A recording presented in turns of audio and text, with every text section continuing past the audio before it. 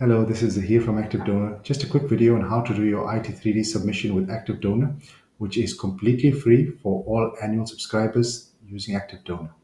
So the first thing you need to do is complete your IT3D settings, which is located in the settings section. Once you've filled those out accurately, you can then select and then submit all your Section 18As to SARS. And finally, you'll be able to view the submission results directly within ActiveDonor in a couple of minutes. So the very first thing you need to do is go to your report section and you will see a new report called IT3D. You can click on this. And if you haven't filled out your settings section, you can click on this little button.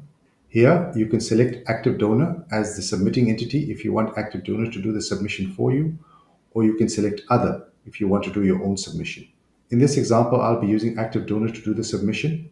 Ensure that you capture all your details correctly, your tax number, your exemption reference number. This is going to be your PBO number.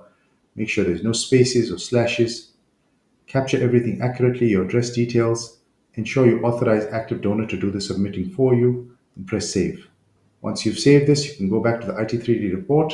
And here you will see all of the Section 18As that you've issued for this period. If you want to do a submission for a prior period, you can select that period here. So to do your submission, you just select the certificates that you want to submit. Ideally, you want to select all of them. But in this case, I'll just select a handful here and press submit to SARS. And as you can see, the status says sent for submission, waiting for SARS. There's 4 certificates totaling 18,000 Rand. And in a few minutes, you'll get a response back from SARS notifying you of the status of your submission. If you would like to download your IT3D file, you can click this button to download your file. That's your IT3D file. And we just have to wait about 5 to 10 minutes for SARS to send a submission report. So while you're waiting, you'll also receive an email from ActiveDonor with the details of your submission, IT3D file submitted to SARS, processing. It should take about 5 to 10 minutes. And once your submission has been completely processed by SARS, you will get a notification via email, as well as this status will change on here. So while we wait for your submission, I want to show you how we can track your submissions. I've got some previous submissions that I've submitted here. And you can see this is what a successful upload will look like. Everything has been accepted. And you can go in and you can see all of your certificates that you submitted.